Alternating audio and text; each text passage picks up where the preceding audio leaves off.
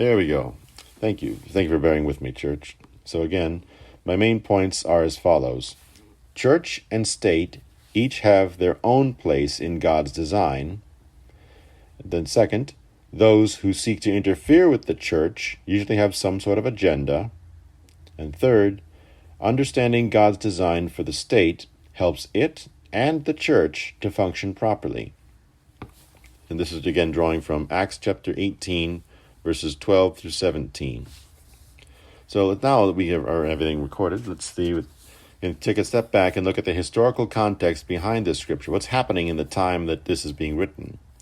So in the historical context, we've seen that this is Paul's, like according to biblical account, this is Paul's second missionary journey, which lasted from about 49 to 52 A.D.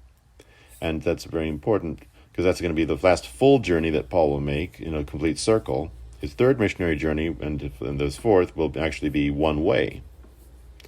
So then we're seeing the second main thing that's happening is, as we saw a couple last week or so, that this is during the time of Emperor Claudius, when mentions that he was in the earlier scriptures when he commanded all the Jews to depart Rome.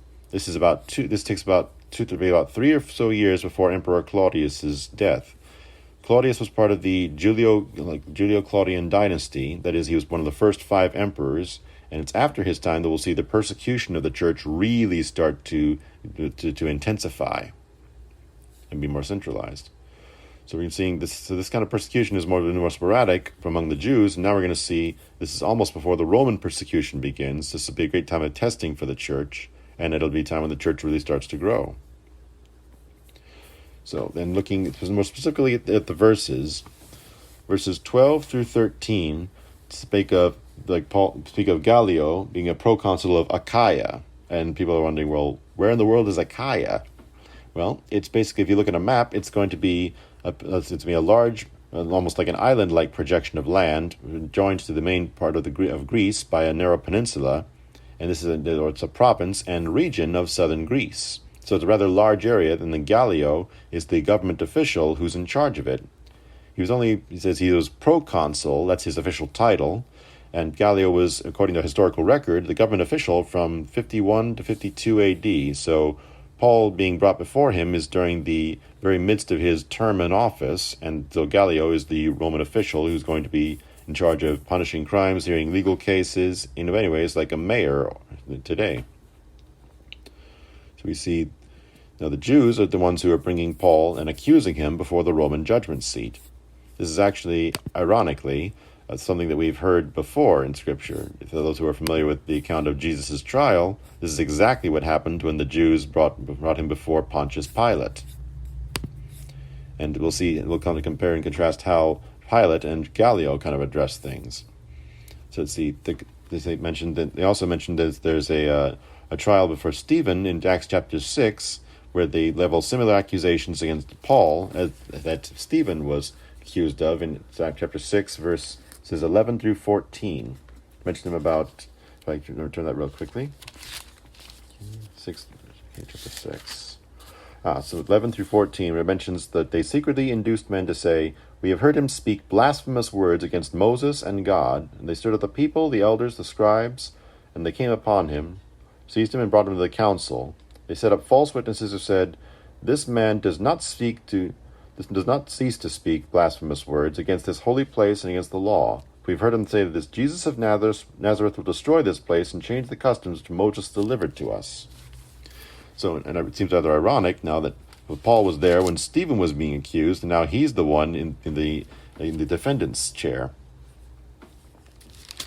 But they do say that God has a great sense of humor, and Paul will now be the one defending the very faith that he was opposing once before his conversion. So now they hope to. So now the Jews are bringing him up on charges that will also occur later on in Acts chapter 21, when he is again accused in Jerusalem and brought before Roman officials again. So this will be rather interesting. It's an interesting kind of repetitive attack on Christianity, especially on Paul's ministry. Okay, but then we see now we see how Gallio will respond. In verses 14, he mentions, when Paul was about to open his mouth, Gallio says, "If it was a matter of wrongdoing or wicked crimes, O Jews, that there would be reason why I should bear with you. Continuing to verse 15, but if it is a question of words and names and your own law, look to it yourselves, for I do not want to be a judge of such matters. So, in a way, let's take a look at how this kind of reflects on what Gallio's thinking. So, the Roman Empire is actually a very postmodern civilization. It does not destroy conquered peoples or cultures, rather instead chooses to absorb them. So in a sense, to learn them and adapt them to their own culture, instead of just coming in and saying, hey, you're all Romans now, you'll practice Roman language, Roman culture, Roman worship. No, they choose to say, okay, live and let live. As long as you're loyal to us, we'll let you do as you please. So that was one of the reasons why the Romans were very different as an empire.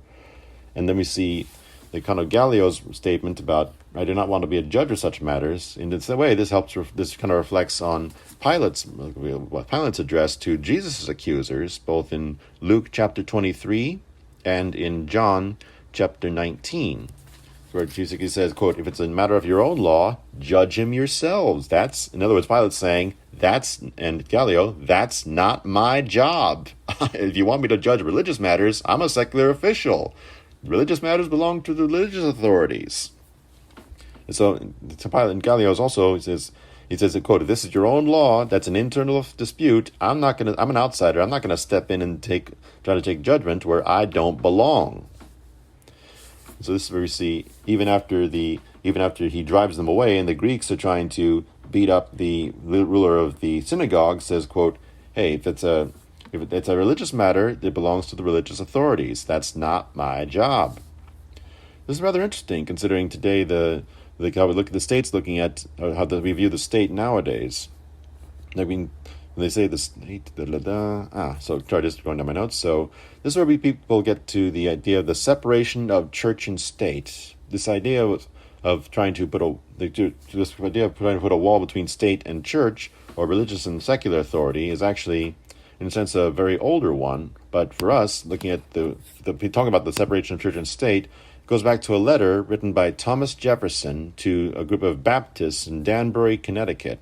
He expresses his support in the First Amendment about the Establishment Clause, saying, quote, I contemplate with sovereign reverence that act of the whole American people who declared in their legislature we should make no law respecting an establishment of religion or prohibiting the free practice thereof, thus building a wall of separation between church and state. Now, the problem is that people read that, and they think, that means Jefferson didn't want the church to mess with the state, that the religion needs to be separated from the government. But a lot of the people, including the revisionists today, have taken that completely out of context. It says, in fact, the historical record says, according 2 days after he sent the letter, Thomas Jefferson attended a church service conducted in the House of Representatives. It's a rather interesting situation that they don't include that in the history lessons sometimes. But just interesting to see how the whole separation of church and state has been taken completely out of whack, but people trim it to fit their own agenda. But we see, in a sense, Gallio and the Roman authorities are actually very much practicing much more the true state of it, or the true mission of separation of church and state. And that's what we'll see looking at... pardon me, I lost my notes for a quick sec. There we go. So in this case, looking at the church and state, kind of breaking that down. The church, of course, being the body of Christ, but also being symbolic of a spiritual authority in the United States, versus the state, meaning the government that we elect. It's the secular authority that's not religiously based, and each of them has their own area of power and authority as per God's design. Going through the Truth Project, they talk about looking at the religious side and the secular side, looking at God and man, living you and God individually, then the family and the church. And on the other side, we have labor, the state, and the community. Each of them goes from the personal level to the corporate level, and God has a place for each of them, but when we don't respect that, that's when things get out of whack. So, for example, looking at God, going back to the Old Testament, looking at Israel's leadership roles, I've done a blog post on this.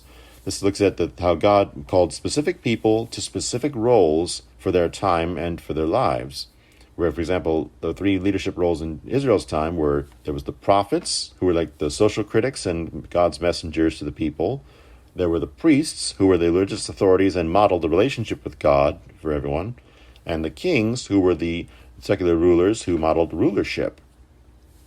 But the things only get out of whack when people overstep their boundaries. For example, in 1 Samuel 13, Saul oversteps his authority as king when he chooses, instead of waiting for Samuel to offer a sacrifice, Saul goes on ahead and offers it himself, basically taking the role of a priest as well as a king upon himself. And that was something that's rather tragically that the pagan kings did, and that shows how Saul, in a sense, wasn't truly following God, or did not have a heart to follow God like later kings would. And so he, in a sense, followed the human example instead of the divine instruction like he should have. So the whole purpose behind separation of church and state looks at how the state should not interfere with the church just as much as the church should not interfere with the state. So looking at how this is modeled, looking at church history now, we see how originally the church is separate from the Roman authorities, sometimes being even persecuted by them. But even after the church is legitimized, we see things get a little wonky. A little weird, if you're not familiar with that terminology. So, for example, looking at the church in later years, we saw under Constantine's reign, there's going to be a time when the church will actually have secular authority unto itself. This goes in Revelation. This is a theme that we see followed in Revelation chapter 2, when the letters to the churches are being written. The third church, I believe it's translated either Pergamus or Pergamum, that represents what they call the indulged church, when Constantine started giving patriarchs, that is, pastors of important churches, the same authority as Roman leaders. We see this kind of reversed in the same way in the medieval church, when we see that the church is basically able to overrule secular authorities, and that's when we see the Roman Catholic Church rise to an unprecedented state of power, where even emperors or kings answered to the church or the Pope, and that was an imbalance on one side. But then we see on the other side, we see in the more recent years, we saw, for example, from the Protestant Reformation onward, we see kings and queens like Henry VIII, for example. He breaks off from the English church, but forms his own church with himself as the leader. So it's now then later on with the fascist and the communist governments of the 20th century, we see the balance tip the other way, where now it's going to be the secular authority trying to overrule religious authorities, and in some ways we still see that battle raging today, even in our own country. So now we see. So yes, the tipping back and forth, so the balance seems to be out of whack. So how do we get this back on track? Well, honestly, if something's wrong with the design, or if the way it's implemented, go back to the designer. What does God say about how the church should operate? Well, let's see, looking at both the Old and New Testament, there's some examples of this. Basically, the main thing about this is that we see that the people are honoring God first and foremost. So we see the first, going back to my namesake prophet, Daniel chapter 3, when we see the golden image being set up in Babylon, and says anyone who doesn't bow down and worship this image is going to be, basically face a gruesome, horrible death. And we see Daniel chapter 3, three of the Babylonian officials who are Jews, that is, Daniel's three friends, Hananiah, Mishael, and Azariah, or by their Babylonian names, Shadrach, Meshach, and Abednego, as they were called, take a bold stand of faith and proclaim that they are going to stand by God, and they are not going to bow down and worship this image, because that's worshiping an idol, and God calls us not to do that. And so the king says, I'll give you one last chance. You guys either bow down or you're going to be cooked alive. He says, quote, we're putting our trust in God, king. He said, he's able to save us from their punishment, but even if he doesn't, we're not going to bow down. So in that case, they take a very brave stand for the Lord in their own way, and God honors that.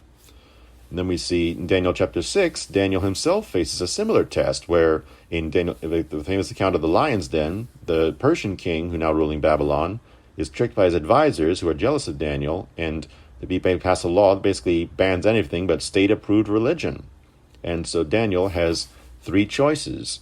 1, he can stop praying for a while. 2, he can start praying in secret, so he can be publicly keeping a reputation of going along with authorities while secretly maintaining a relationship. Or he can 3 continue to pray as he has, risk arrest, but honor God first and foremost above the government. He goes with the third option. He gets thrown in the den of lions. God saves him from the lions, and he comes out, and the government the government says, quote, anyone who tries to condemn this law, or to condemn this God, that's not going to happen anymore. So then again, we see another example of looking at the words of Jesus in Mark chapter 12, verse 17, the famous saying about render unto Caesar what is Caesar's and unto God what is God's. So where Jesus is, there's a question where his opponents tried to make him trip up in his own words about paying taxes to the government. If Jesus said, yes, pay taxes, some Jews might see him as a traitor because they hated paying Roman taxes. But on the other side, if he said no, they couldn't say, oh, he tried to incite rebellion. Rome, take him out. But very cleverly and very, very wisely, Jesus says, show me a coin. Whose image is that? Caesar's. Okay, so if Caesar wants money, give him money. If God asks for your hearts, give him your hearts.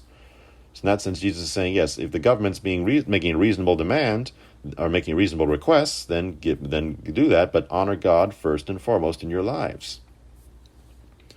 And then we see the Apostle Paul later on in his own writings in Romans chapter 13, verse 1. He talks about, let me do that real quick.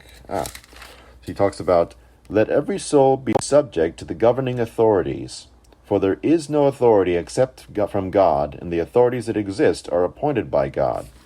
Kind of reflected what we saw earlier in 1 Samuel when David is sneaking into Saul's camp and one of his men tries to kill Saul. David says, don't do that. God put him in power. Basically, the implication was that only God had the authority to remove him, which he eventually did.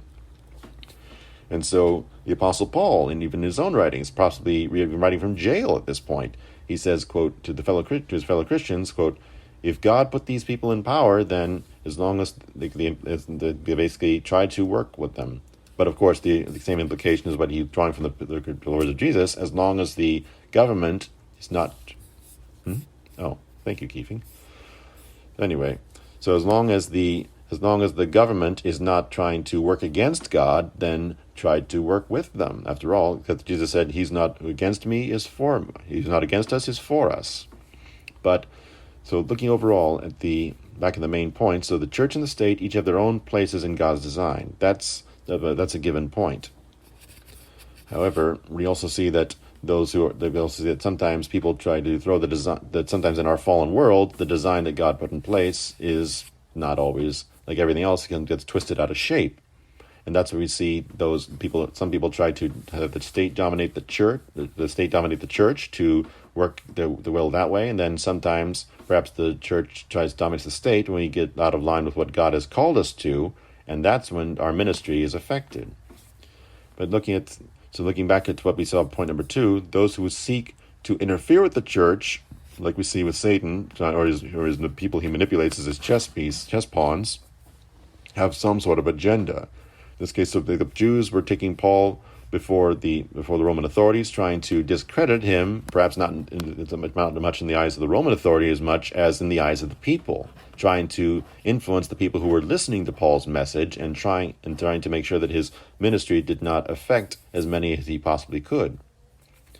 But then the Roman authorities say, well, hold on, there's going to be a time and a place. There's a time and a place for this, and this is not the right authority to judge such a matter. So in a sense, looking at how the Romans themselves, even as non-believers, understood that they did not have the authority to interfere in religious matters, that if this involves God, then the secular authorities are not the ones to answer to that charge. What I mean is that they are not the ones to judge the case. So in that case, looking at what we see today, looking at how the church is trying to be influenced by the either local authorities or the community around us, or even by the authorities in high places, we are called by God to do what is right. If the government is working within God's design and parameters, then we should try to work with the government. But if the government turns against that, then our first and foremost, while we still try to minister and preach to the government, our first call is to render unto God what is God's.